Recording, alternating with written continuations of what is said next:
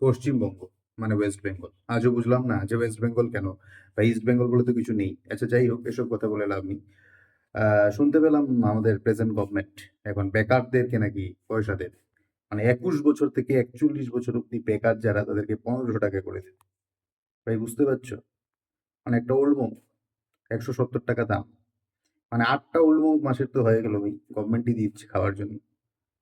আরে ভাই কবে বুঝবে তোমরা যে তোমাদেরকে এই টাকাটা দিচ্ছে যাতে সবসময় তোমরা মূর্খ হয়ে থাকো, বেকার হয়েই থাকো, মাথা ইউজই না করো, শুধু ভোটটা দিয়ে যাও। যাই হোক, আমার এইসব বলার কোনো মানে নেই। আমি এসব বলার কোনো যোগ্য ব্যক্তিও না। আমার কথা যে কেউ শুনে নেবে, উদ্ধার হয়ে যাবে এরকম কিছু না। আমি জাস্ট বলছি, একটা প্ল্যাটফর্ম আছে, আমি বলছি আরকি। আমি একটা কথা বলতে চাই যে পশ্চিমবঙ্গকে আমি আসলে খুব ভালোবাসি। আর ভালোবাসি দেখেই আমি পশ্চিমবঙ্গতে আছি। কিন্তু আমার খুব ভয় হয় এবং আমার খুব খারাপ লাগে যে কি হচ্ছে। তার আগেও সিপিএম কোমরটা ভেঙে দিয়ে গেছিল। কারণ এই কথা বলতে আমি এইজন্যই বাধ্য যে পশ্চিমবঙ্গতে আমি ২০১১ থেকে থাকলেও আমার কিন্তু প্রচুর বন্ধু পশ্চিমবঙ্গের আমি পেয়েছি। আমার ব্যাঙ্গালোর লাইফেও পেয়েছি, আগেও পেয়েছি। সেখানে একটা পশ্চিমবঙ্গের গ্র্যাজুয়েট মানে বুঝতে পারছেন? He is a graduate. ও অ্যাপ্লিকেশনে লিখেছিল, "I was passed BCA।" বিসিএর স্টুডেন্ট। ও লিখেছে, "I was passed।" এই কথাটা বলার আমার বন্ধুকে অপমান করা না। আমার এইটা বলা যে ওয়েস্ট বেঙ্গল গভর্নমেন্টের এডুকেশন পলিসিতে ইংরেজিটাকে কোথায় নিয়ে যাওয়া হয়েছে। আগেই। এখানে আমি প্রেজেন্ট গভর্নমেন্ট না, আগের গভর্নমেন্ট।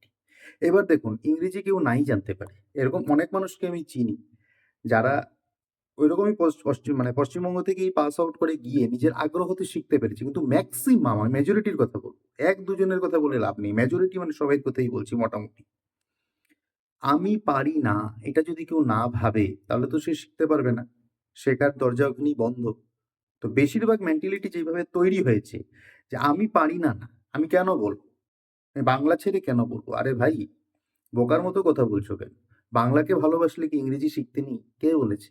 যেই ৪ জনকে নিয়ে সারা জীবন গর্ব করে গেছো। তোমার বাবাও করেছে, দাদুও করেছে।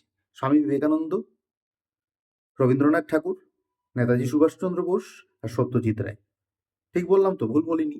তাদেরকে গুলিয়ে শরবত খেয়ে এতগুলো বছর কাটিয়ে দিয়েছো, আরো কাটিয়ে দেবে। অবশ্যই গর্ব করার কথা। আমিও গর্ব করি। কিন্তু এটা ভেবে দেখেছো যে সেই ৪ জন ইংরেজি কিভাবে বলতেন? বা ইংরেজিতে যে বাজি মাত করে দিয়েছিলেন? ভাই এগুলো কবে ভাববে ভাই? এই ৫০০, ১০০০ আর ৳১৫০০ র পেছনে রাজ্যটাকে বিকিয়ে দিও না ভাই।